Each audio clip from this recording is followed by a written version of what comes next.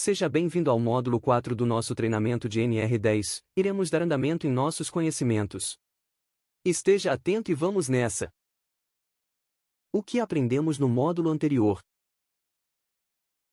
No módulo anterior aprendemos a respeito das queimaduras causadas por eletricidade bem como suas causas e efeitos. A classificação das queimaduras em relação a características do circuito. Vamos seguir nossa trilha de aprendizagem. Vamos falar a respeito do tema APR, Análise Preliminar de Risco. Técnicas de análise de risco. Antes de mais nada, vamos compreender as formas de identificação e métodos de controle. Riscos. Os riscos à segurança e saúde dos trabalhadores no setor de energia elétrica são, via de regra, elevados, podendo levar a lesões de grande gravidade e são específicos a cada tipo de atividade. Contudo, o maior risco à segurança e saúde dos trabalhadores é o de origem elétrica. A eletricidade constitui-se em agente de elevado potencial de risco ao homem.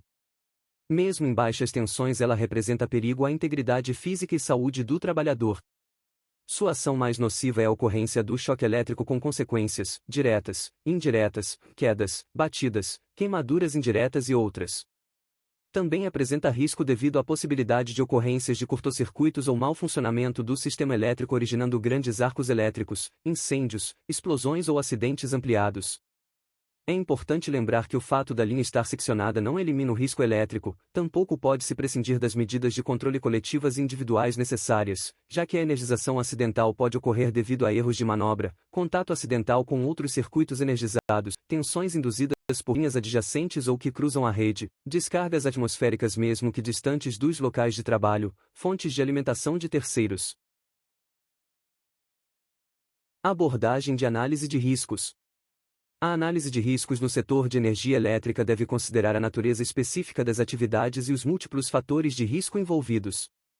Uma abordagem sistemática e abrangente é essencial para identificar, avaliar e mitigar os riscos de forma eficaz. Riscos de queda.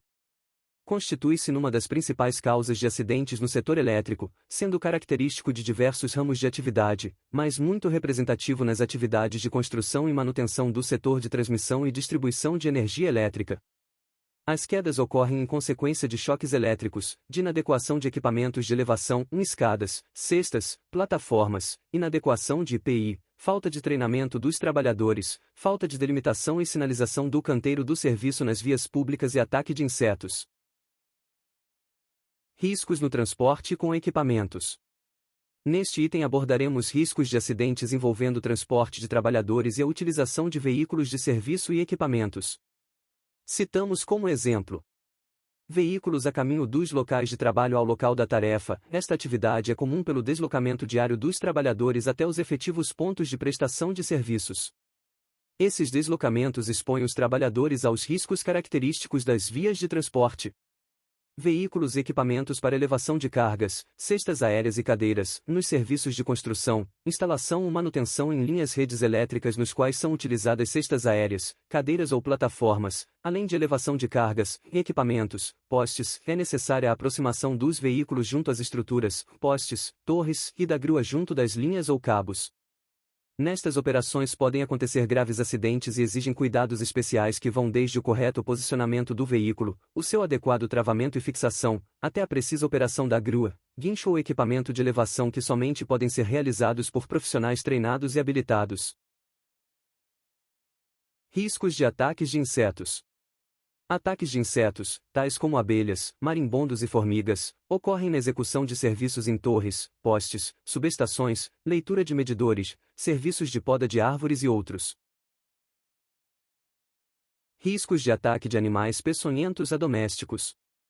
Ocorrem, sobretudo nas atividades de construção, supervisão e manutenção em redes de transmissão em regiões silvícolas e florestais. Atenção especial deve ser dada à possibilidade de picadas de animais peçonhentos como, por exemplo, cobras venenosas, aranhas e escorpiões nessas regiões. Também é frequente no setor de distribuição de energia com os trabalhadores leituristas domiciliares serem atacados por animais domésticos, principalmente cães. Riscos ocupacionais. Consideram-se riscos ocupacionais os agentes existentes nos ambientes de trabalho, capazes de causar danos à saúde do empregado. Compreendendo os riscos. Veja a seguir uma tabela com os principais riscos presentes de acordo com a legislação vigente. Ruído. Presente nas usinas de geração de energia elétrica, devido ao movimento de turbinas e geradores. Ocorre também em subestações de energia, decorrente do funcionamento de conjunto de transformadores, como também da junção e desjunção de conectores, que causam forte ruído de impacto. Radiação solar.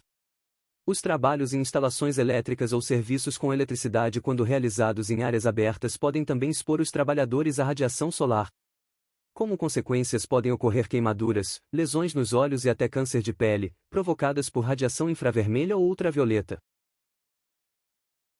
Calor. Nas atividades desempenhadas em espaços fechados ou em subestações, devido à proximidade de conjunto de transformadores e capacitores. Riscos ergonômicos. São significativos, nas atividades do setor elétrico, os riscos ergonômicos, relacionados aos fatores biomecânicos, posturas não fisiológicas de trabalho provocadas pela exigência de ângulos e posições inadequadas dos membros superiores e inferiores para a realização das tarefas, principalmente em altura, sobre postes e apoios inadequados, levando a intensas solicitações musculares, levantamento e transporte de carga, etc. Organizacionais, pressão no tempo de atendimento a emergências ou a situações com períodos de tempo rigidamente estabelecidos, realização rotineira de horas extras, trabalho por produção, pressões da população com falta do fornecimento de energia elétrica. Psicossociais, elevada exigência cognitiva necessária ao exercício das atividades associada à constante convivência com o risco de vida devido à presença do risco elétrico e também do risco de queda, neste caso sobretudo para atividades em linhas de transmissão, executadas em grandes alturas. Ambientais, conforme teoria, risco ambiental compreende os físicos, químicos e biológicos. Esta terminologia fica inadequada, devem separar os riscos provenientes de causas naturais, raios, chuva, terremotos, ciclones, ventanias, inundações, etc. Análise preventiva de risco, APR. Trata-se de uma técnica de análise de riscos que possibilita a previsão antecipada da ocorrência danosa. Seu desenvolvimento é realizado através do estudo, do questionamento, do levantamento, do detalhamento, da criatividade, da crítica e autocrítica, com consequente estabelecimento de precauções técnicas necessárias para a execução das tarefas e etapas de cada operação, de forma que o trabalhador tenha sempre o pleno domínio das circunstâncias, por maiores que forem os riscos.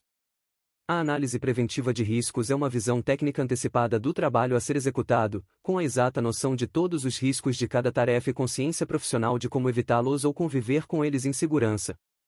É uma técnica aplicável a todas as operações, mas é principalmente recomendada para novas situações ou operações revisadas com alterações, especialmente aquelas que possuam elevado potencial de risco.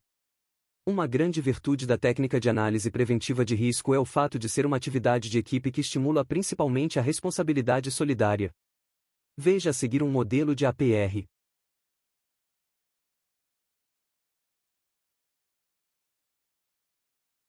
Checklist.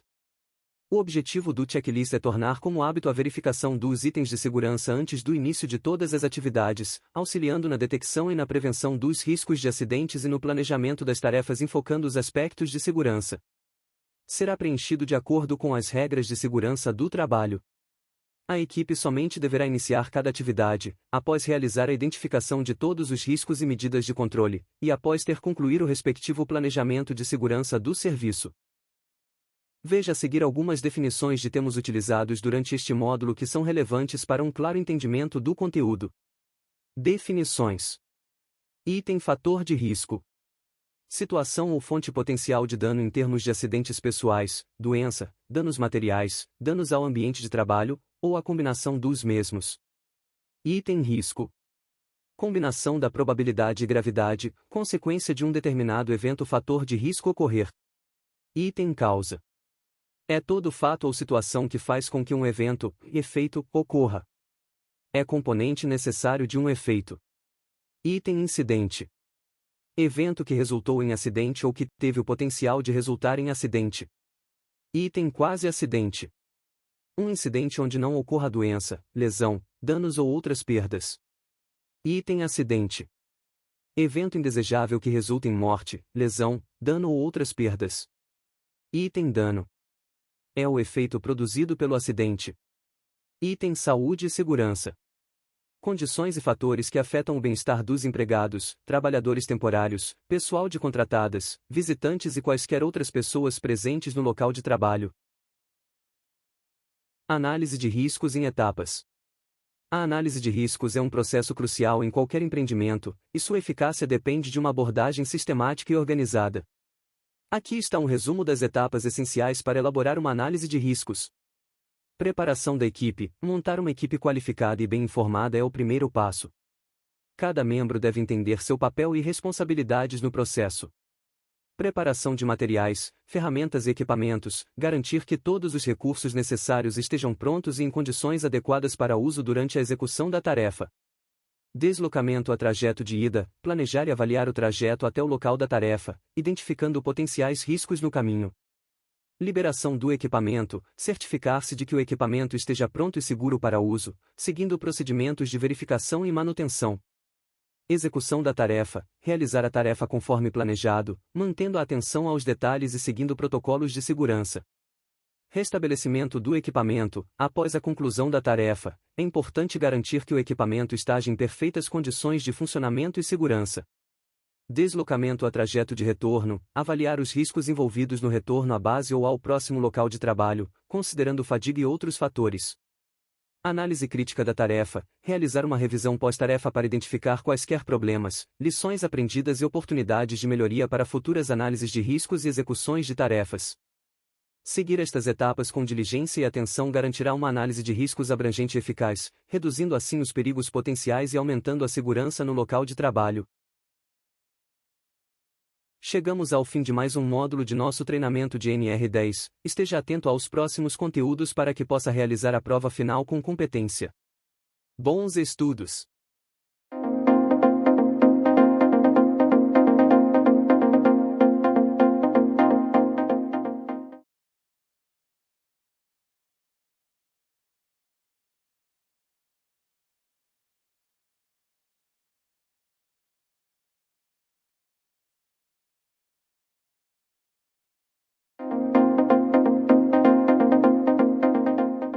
Seja muito bem-vindo ao módulo 5 do nosso treinamento de NR10, treinamento fundamental para a segura intervenção em sistemas elétricos. O que aprendemos no módulo anterior? As consequências dos riscos elétricos podem incluir incêndios, explosões e acidentes ampliados. A análise de riscos no setor de energia elétrica. Iremos dar andamento a respeito das medidas de controle de risco elétrico, fase crucial para a segurança dos trabalhadores. Desenergização. A desenergização é um conjunto de ações coordenadas, sequenciadas e controladas, destinadas a garantir a efetiva ausência de tensão no circuito, trecho ou ponto de trabalho, durante todo o tempo de intervenção e sob controle dos trabalhadores envolvidos. Somente serão consideradas desenergizadas as instalações elétricas liberadas para trabalho, mediante os procedimentos apropriados e obedecida a sequência a seguir. Seccionamento. É o ato de promover a descontinuidade elétrica total, com afastamento adequado à tensão, entre um circuito ou dispositivo e outro, obtida mediante o acionamento de dispositivo apropriado, chave seccionadora, interruptor, disjuntor, acionado por meios manuais ou automáticos, ou ainda através de ferramental apropriado e segundo procedimentos específicos. Impedimento de reenergização. É o estabelecimento de condições que impedem, de modo reconhecidamente garantido, a reversão indesejada do seccionamento efetuado, visando assegurar ao trabalhador o controle do seccionamento. Na prática trata-se da aplicação de travamentos mecânicos, por meio de fechaduras, cadeados e dispositivos auxiliares de travamento ou com sistemas informatizados equivalentes. O profissional autorizado deve utilizar um sistema de travamento do dispositivo de seccionamento, para o quadro, painel ou caixa de energia elétrica e garantir o efetivo impedimento de reenergização involuntário ou acidental do circuito durante a interrupção de energia. Além de trancar a caixa, devem também fixar placas de sinalização alertando sobre a proibição da ligação da chave e indicando que o circuito está em manutenção. Em construções de grande porte, nas quais eventualmente mais de um eletricista estiver fazendo reparos em locais diferentes, o risco de energizar inadvertidamente o circuito é muito grande. Nesse caso, a eliminação do risco é obtido pelo emprego de tantos bloqueios quanto forem os eletricistas em serviço. Dessa forma, o circuito só será novamente ligado quando o último trabalhador concluir seu serviço e destravar a chave, disjuntor, quadro, painel, etc. Após a conclusão dos serviços deverão ser adotados os procedimentos de liberação e os circuitos religados depois de se certificar de que todos os equipamentos estejam desligados pelos seus dispositivos de comando. Cuidado especial para a desenergização de circuito ou mesmo de todos os circuitos numa instalação deve ser sempre programado e amplamente divulgado para que a interrupção, ocasionando o corte repentino da energia elétrica, não cause transtornos e possibilidade de acidentes. A reenergização deverá ser autorizada mediante a divulgação aos envolvidos. Constatação da ausência de tensão. É a verificação da efetiva ausência de qualquer tensão nos condutores do circuito. A verificação deve ser feita com medidores testados antes e depois da verificação, podendo ser realizada por contato ou por aproximação e de acordo com procedimentos específicos. Instalação de aterramento temporário com equipotencialização dos condutores dos circuitos. Constatada a inexistência de tensão, um condutor do conjunto de aterramento temporário deverá ser ligado à terra e ao neutro do sistema, quando houver, e as demais partes condutoras estruturais acessíveis. Na sequência, deverão ser conectadas as garras de aterramento aos condutores fase, previamente desligados. Proteção dos elementos energizados existentes na zona controlada. Define-se zona controlada como entorno de parte condutora energizada, segregada, acessível, de dimensões estabelecidas de acordo com o nível de tensão, cuja aproximação só é permitida a profissionais autorizados, como disposto no anexo 2º da norma regulamentadora número 10. Instalação da sinalização de impedimento de reenergização. Deverá ser adotada sinalização adequada de segurança, destinada à advertência e à identificação da razão de desenergização e informações do responsável. Os cartões, avisos ou etiquetas de sinalização do travamento ou bloqueio devem ser claros e adequadamente fixados. No caso de método alternativo, procedimentos específicos deverão assegurar a comunicação da condição impeditiva de energização a todos os possíveis usuários do sistema. Somente após a conclusão dos serviços e verificação de ausência de anormalidades, o trabalhador providenciará a retirada de ferramentas, equipamentos e utensílios e por fim do dispositivo individual de travamento e etiqueta correspondente. Os responsáveis pelos serviços, após inspeção geral e certificação da retirada de todos os travamentos, cartões e bloqueios providenciará a remoção dos conjuntos de aterramento, e adotará os procedimentos de liberação do sistema elétrico para operação. A retirada dos conjuntos de aterramento temporário deverá ocorrer em ordem inversa à de sua instalação. O estado de instalação desenergizada deve ser mantido até a autorização para reenergização, devendo ser reenergizada respeitando a sequência de procedimentos a seguir. A. Retirada das ferramentas, utensílios e equipamentos. B. Retirada da zona controlada de todos os trabalhadores não envolvidos no processo de reenergização. C. Remoção do aterramento temporário, da equipotencialização e das proteções adicionais. D. Remoção da sinalização de impedimento de reenergização. E. Destravamento se houver, e religação dos dispositivos de seccionamento. As medidas constantes das alíneas apresentadas nos itens 10.5.1 e 10.5.2 podem ser alteradas, substituídas, ampliadas ou eliminadas, em função das peculiaridades de cada situação, por profissional legalmente habilitado, autorizado e mediante justificativa técnica previamente formalizada, desde que seja mantido o mesmo nível de segurança originalmente preconizado. Os serviços a serem executados em instalações elétricas desligadas, mas com possibilidade de energização, por qualquer meio ou razão, devem atender ao que estabelece o disposto no item 10.6. Aterramento funcional, TN, TT, IT, de proteção, temporário. Definição: ligação intencional à terra, pela qual correntes elétricas podem fluir. O aterramento pode ser funcional, ligação por um dos condutores do sistema neutro. Proteção, ligação à terra das massas e dos elementos condutores estranhos à instalação. Temporário, ligação elétrica efetiva com baixa impedância intencional à terra, destinada a garantir a equipotencialidade e mantida continuamente durante a intervenção na instalação elétrica. Esquema de aterramento. A norma NBR 5410 estabelece os esquemas de aterramento TN, TT, IT, com algumas observações importantes sobre as ilustrações e símbolos usados. As figuras mostram esquemas genéricos de aterramento, usando sistemas trifásicos como exemplo. As massas representadas não se referem a um único equipamento, mas a qualquer número deles. As figuras não devem ser interpretadas de forma restrita no espaço. É importante notar que em uma mesma instalação que abrange mais de uma edificação, as massas devem compartilhar o mesmo eletrodo de aterramento se estiverem na mesma edificação. Porém, se estiverem em edificações diferentes, grupos de massas podem estar ligados a eletrodos de aterramento distintos, associados à edificação respectiva. Os símbolos utilizados nas figuras incluem: na classificação dos esquemas de aterramento, é utilizada a seguinte simbologia. Primeira letra, situação da alimentação em relação à terra. T igual um ponto diretamente aterrado. I igual isolação de todas as partes vivas em relação à terra ou aterramento de um ponto através de impedância. Segunda letra, situação das massas da instalação elétrica em relação à terra. T igual massas diretamente aterradas, independentemente do aterramento eventual de um ponto da alimentação. N igual massas ligadas ao ponto da alimentação aterrado, em corrente alternada, o ponto aterrado é normalmente o ponto neutro. Outras letras, e eventuais, disposição do condutor neutro e do condutor de proteção. S igual funções de neutro e de proteção asseguradas por condutores distintos. C igual funções de neutro e de proteção combinadas em um único condutor, condutor PEN. O esquema TN possui um ponto da alimentação diretamente aterrado, sendo as massas ligadas a esse ponto através de condutores de proteção. São consideradas três variantes de esquema TN, de acordo com a disposição do condutor neutro e do condutor de proteção, a saber: esquema TNS, no qual o condutor neutro e o condutor de proteção são distintos, conforme a figura a seguir.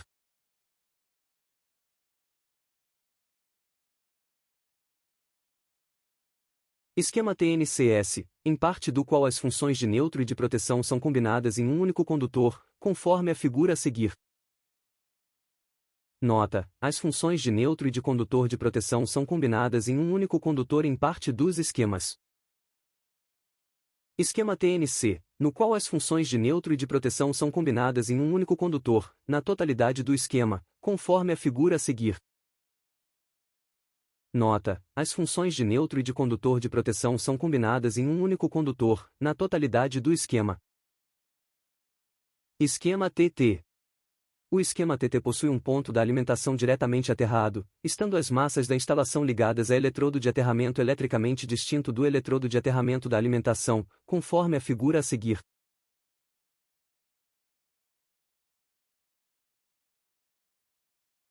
Esquema IT. No esquema IT todas as partes vivas são isoladas da terra ou um ponto da alimentação é aterrado através de impedância, conforme a imagem a seguir. As massas da instalação são aterradas, verificando-se as seguintes possibilidades. Massas aterradas no mesmo eletrodo de aterramento da alimentação, se existente. Massa aterrada em eletrodo, ES, de aterramento próprio, ES, seja porque não há eletrodo de aterramento da alimentação, seja porque o eletrodo de aterramento das massas é independente do eletrodo de aterramento da alimentação.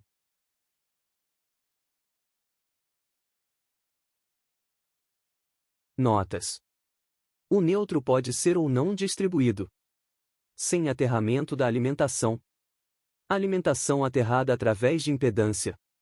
Massas aterradas em eletrodos separados independentes do eletrodo. De aterramento da alimentação. Massas coletivamente aterradas em eletrodo independente do eletrodo. De aterramento da alimentação. Massas coletivamente aterradas no mesmo eletrodo da alimentação.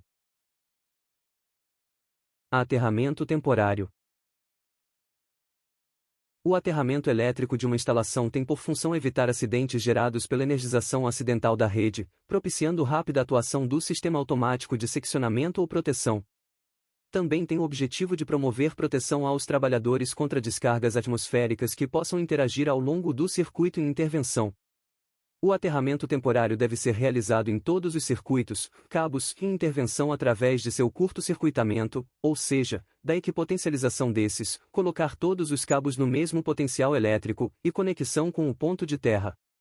Esse procedimento deverá ser adotado a montante, o antes, e a jusante, depois, do ponto de intervenção do circuito, salvo quando a intervenção ocorrer no final do trecho.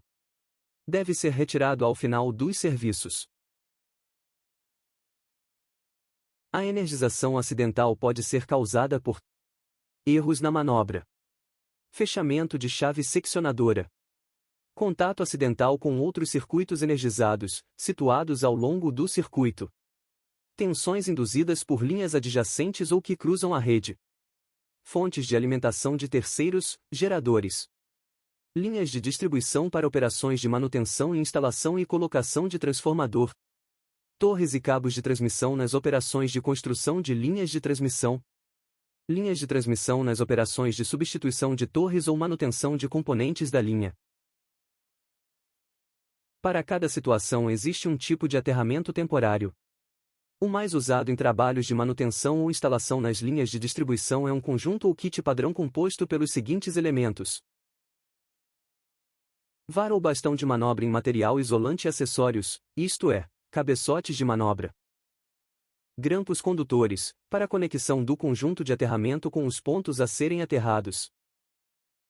Trapézio de suspensão, para elevação do conjunto de grampos à linha e conexão dos cabos de interligação das fases, de material leve e bom condutor, permitindo perfeita conexão elétrica e mecânica dos cabos de interligação das fases e descida para a terra.